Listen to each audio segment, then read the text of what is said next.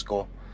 Nagsisisko ako ng 2 taon city driving para makagin ako ng experience. Sabi nga nila, we all have to start somewhere. Sabi nga nila, kung gusto mo talagang mag truck driver, nakakuha na ng class 1 mo, walang mag-hire sa'yo para sa long haul, kasi ang gusto ng mga fleet company kailangan mo ng experience. Pumunta ka muna sa mga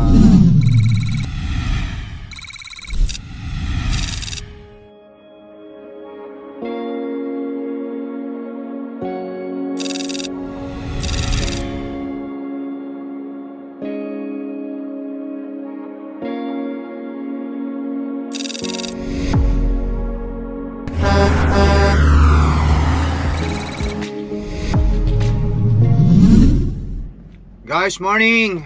And once again, it's Lakay Tracker here. Woo! At nandito tayo sa I-94. 3 oras mula rito hanggang sa aking dideliveran. Dideliver tayo sa Watertown, Wisconsin. Ang dala kong ito karne. Karne ang pangarga. Magkape-kape muna tayo. Bale, nakatulog ako dito o naka-put up ko yung sarili ko ng sleeper berth 14 hours. Huminto ako kagabi ng lang natin ng mga bandang alas 6 ng hapon. Anong oras diba? Alas 8:26 na. So 14 hours mahigit na rin tayo rito natutulog. Sleeper berth dito sa aking ilag. Makikita mo kasi sa ilag mo itong ilag na to natatanggal Ayan. Ipapakita ko sa inyo. So ayan, para sa mga hindi familiar sa mga ginagamit namin dito sa guys, dito sa Canada. Ayan, ito yon. Ito yung aking pangalan, unit ko, tsaka trailer number. Yan. So naka-sleeper ako ng 14 hours and 22 minutes. Ngayon ang driving remaining ko is 11. Yan. Ang daming mga features nito. Hindi ko na i-click yung mga iba guys, kasi alam nyo naman ano namin ng company ito. Basta makikita nyo lang yung ganitong klase ng itsura ng ilag dito. Nandyan yung message. Kapag clinic mo yung message, yung nandoon makikita mo may notification yung parang sobre tapos 0. Yung mga message ng mga dispatch sa'yo, kung sakali yung pang kalahatan na mensahe para sa fleet, no? Dito nila isinesend sa ilag na to. Kapag ka may message ang company sa lahat ng driver, kumbaga kung hindi lang iisang driver, dito nila i-message, dito nila sinesend para mabasa ng lahat-lahat. Nagme-message din sila dito kung gusto nilang i-message sa ikaw dito. Ayan. Siguro in their end, hindi ko alam kung paano nila gawin yung bang tipong i-message ka lang na ikaw lang. Kasi dito sa ilag na to, meron siguro silang option na lahat ng ilag sa isang email may address sa isang ilag, o may i-add yung lahat ng electronic logging device ng company. Yan. Yung para mag-email ka tapos i-add mo o i-select mo yung mga contact mo, ganun. Parang ganun din lang naman to. Kung hindi naman, pwede naman nilang i-text sa'yo or tawagan ka. Yun, yung isang features ng ilag na to. Tapos, pangalawa, itong logbook na to. Kapag clinic mo yan, makikita mo yung bar ng logbook mo. Tapos yung inspection, kapag mag pre-trip ka, isa-sign mo yung yung inspectionin mo yung truck at saka trailer. Tapos yung document is in mistress application, sleeper berth nandito. Pag clinic mo to, pupunta ka sa ganyan, nandyan na yan. Hook equipment, pre-trip, start loading, pipiliin mo na lang o isi-select mo na lang kung ano yung mga dapat mong gawin dyan. Yan. So, off duty, brake check, yan. Meat inspection, lahat-lahat yan nandyan guys. Yan. May mga details kasi dyan na hindi ko pwedeng ipakita. At baka mamaya mapagalitan na naman ako. Yan lang naman ang ipinakita ko sa inyo. Itong electronic logging device namin, isa app. Dati, yung ginagamit namin, mas familiar ako dun mas ano ko doon sa ganong klase ng guys ng logging device. Yung isa, yung Omnitrax, kasi mula nung nag-start ako mag long haul, 8 years na rin akong truck driver, no? So 2 years ako sa Cisco. Nagsisisco ako ng 2 taon city driving para makagin ako ng experience. Sabi nga nila, we will have to start somewhere. Sabi nga nila, kung gusto mo talagang mag truck driver, nakakuha na ng class 1 mo, walang mag-hire sa'yo para sa long haul, kasi ang gusto ng mga fleet company kailangan mo ng experience. Pumunta ka muna sa mga company na magbibigay o magwiwiling mag-train sa'yo. Yun, ako, ang step ko nag city driving ako ng 2.5 years, and then after that nag-apply ako dito sa company na to ng company driver ng halos isang taon bago ako nakapag owner operator. Pero hindi na nila ako i-training ng matagal dito noon, mga 2 weeks lang. Kumbaga ipinasama lang ako doon sa matey na nag-training sa akin. Ang nag-training sa akin dati guys na mag long haul is matey. Ang bait ng taong yun. Lahat ng diskarte talaga itinuro niya sa akin. Pati nga itong mga guys kabalikan ko mamaya yung sa usap natin yung ilag. Pati nga itong mga mga pagsulat-sulat ko rito sa notebook para hindi ka malito, sabi niya. Isulat mo lahat, yung fuel mo, yung start odometer mo para alam mo kung ano tinatakbo mo. Tapos syempre kung saan ka pumunta, kung ilang miles, kung per miles ka. Kasi minsan sa company, minsan sa accounting, minsan nagkakamali rin naman silang computein yung sasahurin mo. Kaya kapag ka may makita kang discrepancy doon sa yung paycheck, kasi siyempre kung meron kang record na ganito, alam mo yung ginagawa mo sa buong buwan, kung ang sahuran ninyo is buong buwan. Pag alam mo yun at alam mo yung pinaka-total mo, alam mo yung estimate ng sasahurin mo, kapag dumating na sa iyo o in-email sa iyo yung inyong paperworks, yung bang payslip o paystub, re-reviewin mo ngayon yon.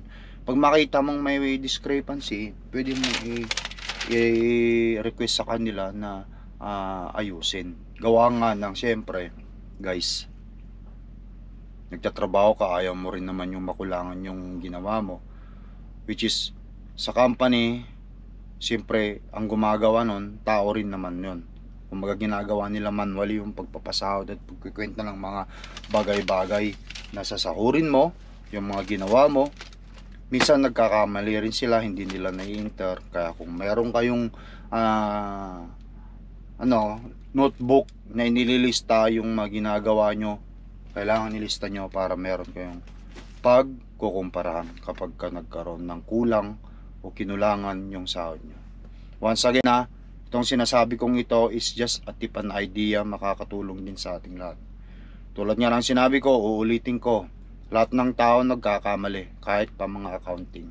Kaya minsan magtataka ka kasi kulang ang sahod mo, dahil nga merong hindi na-enter. So kung meron kang ganito na listahan, pwede mong pagkumparahin doon sa ibibigay nilang pay statement o pay stub. Ayan. Yun ang mga tinuro sa akin nung matanda, nung training ako, kasi nangyayari talaga yan.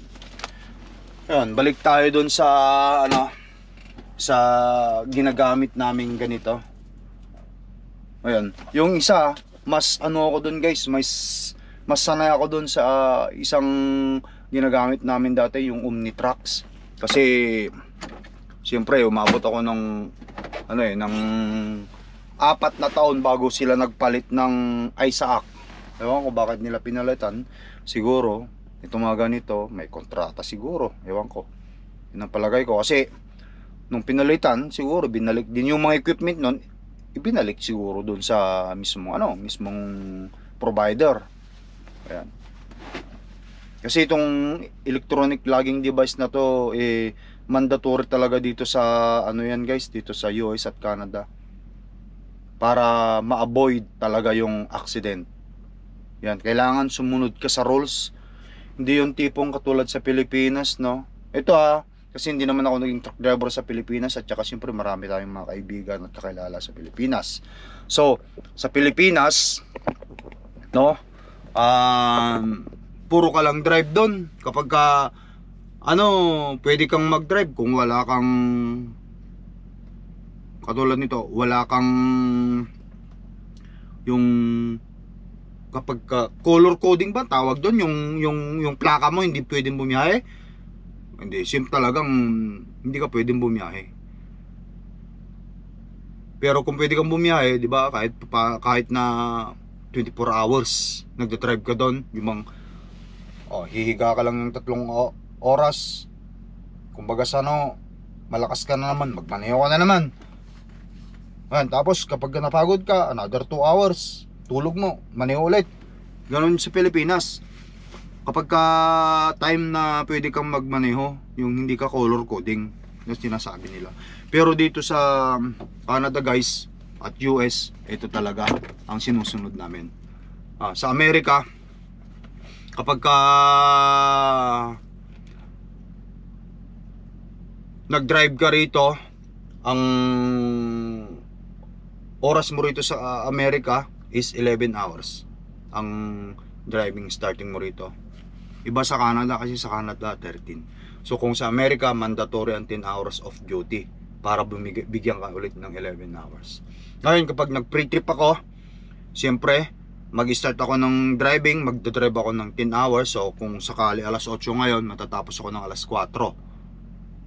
Iyon yung mga alas 6, kasi 10 hours yung 8 to 6 Alas 6, yun yung estimated time na matatapos ako. Siyempre hindi rin naman nangyayaring alas 6 ka matatapos, gawa ng hihinto ka para kumuha ng 30 break mo. Kasi dito sa Amerika, itong 11 hours na to, hindi right away 11 hours full ang ibibigay sa'yo. 8 hours muna siya. 8 hours ang unang bigay sa'yo, at pagkatapos nun, break ka ng 30 minutes, bibigyan ka ulit niya ng 3 hours in the total of 11 hours. Yan, so kung ang estimate mo sana mag-drive ng 11 hours hanggang alas 7, baka matatapos ka ng mga alas 9, kasi siyempre 30 minutes break. Hihinto ka rin para kumain, mag-diesel. Yung mga oras na yun, countdown yun sa loob ng isang shift mo. But anyway guys, kape-kape tayo. Yes! Ayun. Parang nasa parang nasa factory ka rin, 'di ba? Galing ka sa bahay, papasok ka sa factory. Mayroon kang time card, ipa-punch mo yung time card mo yun. Pag pinasok mo yung time card mo. Ang start ng pasok mo, alas 8 ng umaga hanggang alas 12. Yun yung yung 4 na oras na yun. Kung 8 hours ka, so 8 to 4. So ang unang mo sa umaga, punch mo, matatapos ka ng alas 12, which is not totally matatapos, kundi magbe-break time ka ng from 12 to 1. So yung 1 hour na yun is break time mo yun. So magpa-punch ka, paglabas mo ng alas 12, ipa-punch out mo ulit yun. Tapos babalik ka ng alauna, 1 to 4 again, punch in mo ulit para magtrabaho. Yung iba, hindi na nila ginagawa yung punch in, punch in, punch in, punch out. Pero yung mga ibang pinasukan ko, especially nung nasa Taiwan ako, meron kaming na punch card. na papasok ka sa company. Kasi ang iniisip nila, ito yon, sa umaga pasok ka, dapat di ka malate. Kung alas 8 dapat nandun ka na mga 3 minutes, 5 minutes bago mag alas 8 nakapansin ka na. So ganon din kapag ka kapag ka alas 12 bago mag break time, hindi ka pwedeng mag-advance pansin like 11:50 o 11:58, kailangan alas 12 eksakto. And then kapag bumalik ka ulit ng trabaho, hindi ka pwedeng lumagpas ng alauna mag-punch. Kailangan alas 12, 12:55 dapat naka-punch in ka bago pumasok. Alam niyo na, siyempre ayaw ng company ang bang late ka. Siyempre hindi maganda yun. But anyway, sinasabi ko yun gawa nga ng siyempre dito sa Canada at US, hindi porket truck driver ka, wala ka nang sinusunod na oras. Meron at meron ka rin sinusunod na oras. Itong sinusunod naming oras dito sa dito sa Amerika, ito yon, importante. Ayan, na dapat mong sundin ito. Kasi ito, naka-record lahat. Nandito lahat yung details mo. Nandito yung data mo. Kung paano ka sumunod sa regulation ng hours of service. Yun. Ganon din yan sa mga nagtatrabaho sa kahit anong klaseng establishmento. Factory worker, sa government man. Meron pa rin silang mga time in, time out. Katulad nito, naka-off duty ako. Actually, 10 hours nga lang dapat ito. Pero sinobran ko na kasi hindi naman ako nagmamadali na. Kumbaga, 3 oras mula dito hanggang doon sa dideliveran ko yung aking mamanihuin. So I don't need to mag-start ako pagkatapos ng 10 hours. Kumbaga sa ang kagandahan lang kasi sa long haul truck driver, yung distance ng tinakbo mo, let's say kung 1,000 miles, sabi mo ng 2 biyahe yon, 2 araw, makakagawa ka ng 700 or 650 miles sa isang araw, which is sagarin mo yung 11 hours mo. And then the following day, pwede mong gawing mag-drive ka na lang ng 350 miles. Kasi kung nakagawa ka ng 650 yesterday, ngayon 350 miles, which is sabihin na lang natin mga 7 hours driving ka na lang. So pwede kang maghataw ngayon or kahapon, and then ngayong pangalawang araw, petiks-petiks na. Ganun yun dito. Ganun ang sa truck driver. Nasa iyo mismo talaga yon. Basta aware ka lang talaga sa oras na sinusunod mo. Ayan guys, no. Hopefully nabigyan ko kayo ng kunting tips and idea regarding sa hours and service dito sa Canada at US bilang long haul truck driver. Walang pinagkaiba yan sa mga namamasukan sa anumang klaseng trabaho yon, na kailangan mong sumunod talaga ng oras. Pero bilang long haul truck driver, basta aware ka sa oras mo, pwede mong yung trabahuin mo bukas na dapat pwede mong trabahuin kahapon na mas marami para bukas, kunti na lang. Kumbaga sa yung distance ng travel doon mo makikita. Ayan guys, bababa ako para i-pre trip and truck, tapos lalarga na tayo. Yes! Let's go!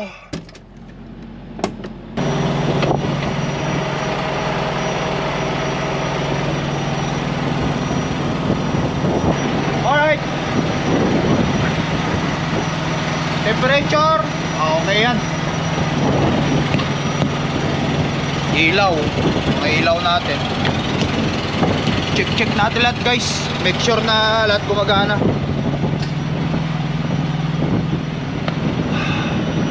Marami pa, almost full pa.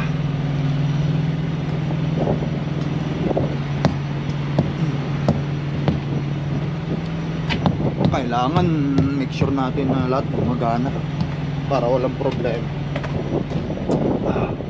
Ilalim, ayos. Ito ang gusto ko, mataas, para walang maging problema kasi ito dapat very nice. Okay, tignan pa natin dito sa ano, ilaw niya. Nakapadlock, silyado. Kailangan nating i-check yan kasi baka mamaya natulog tayo, binuksan na pala yung ating ano, wala tayong kaalam-alam. Mga ilaw.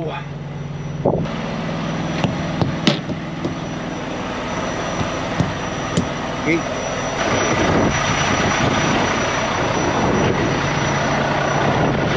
Sa taas. Ayos. Okay na.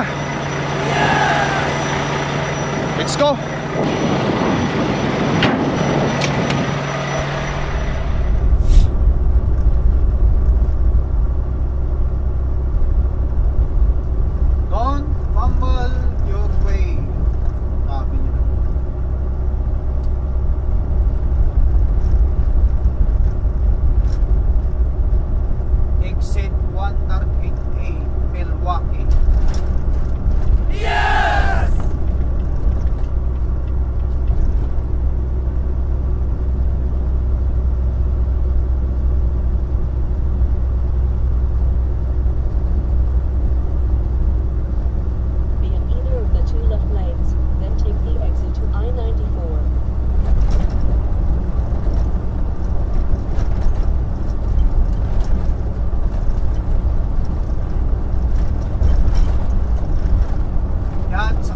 Chicago.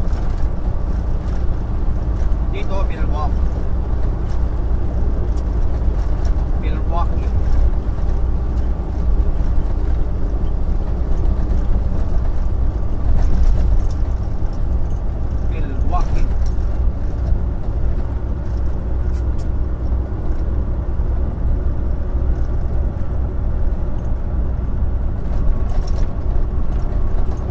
Malapit na tayo, guys.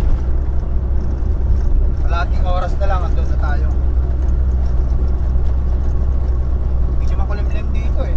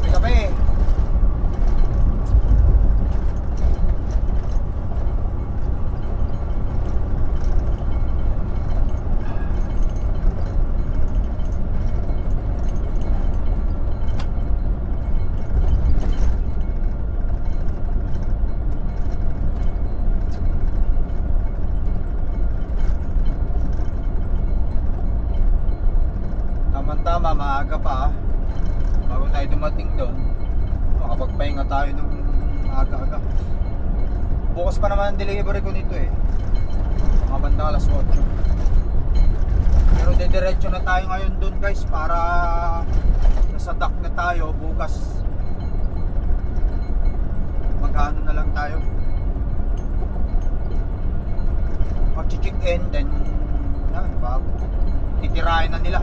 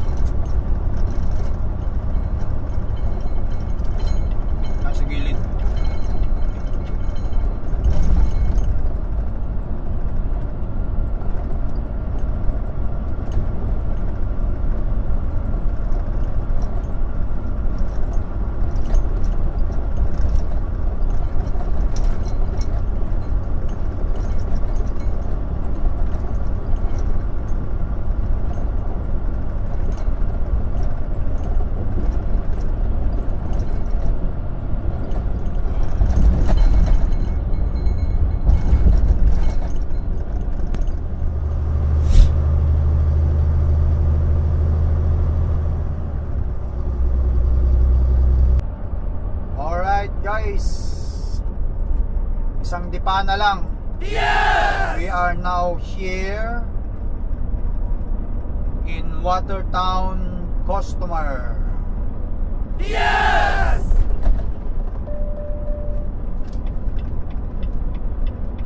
Turn left on Commerce Drive, then take the first left.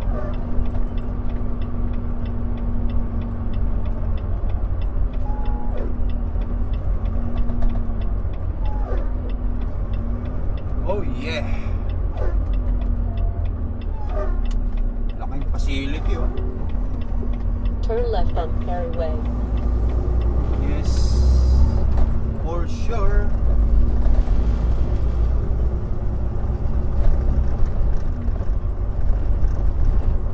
Diyan tayo magde-deliver. Sa malaking facility na yan. Packing na ako doon. Parang bukas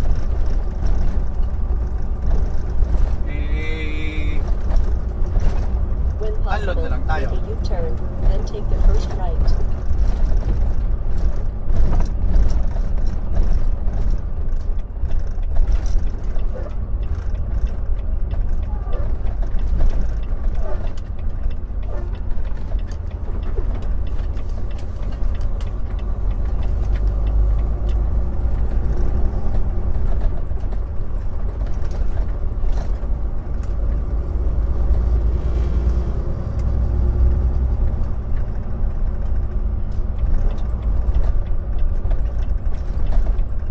Okay.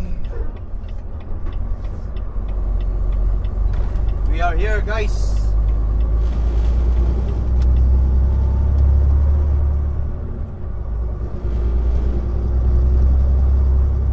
Atrasan ko na agad yung isang duck nila ron.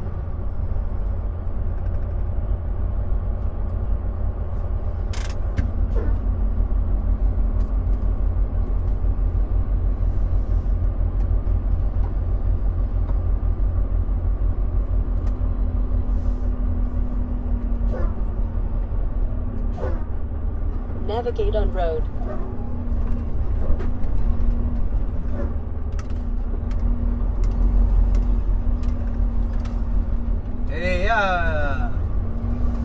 Atras tayo sa dock nilang yun.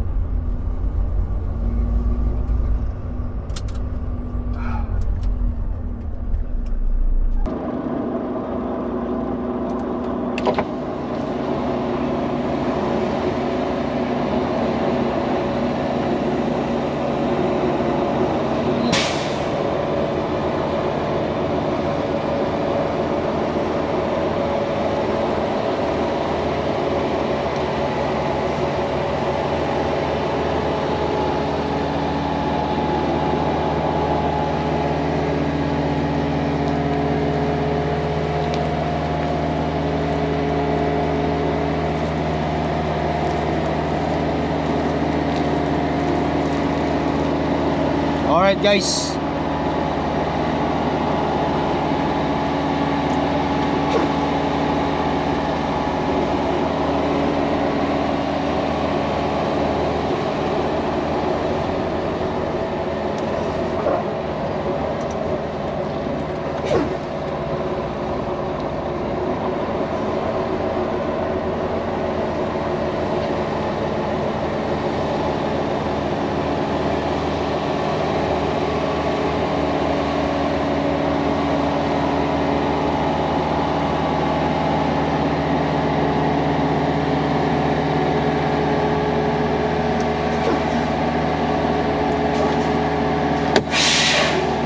okay, put natin ang sarili natin ng sleeper. Okay.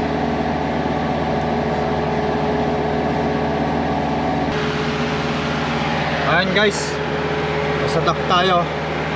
Red, green.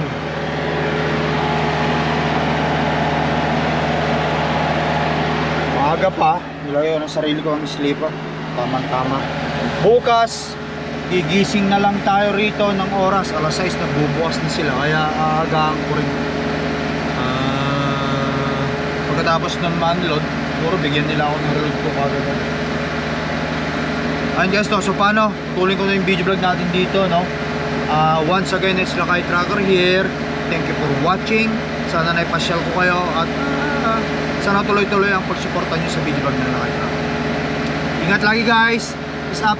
Bye.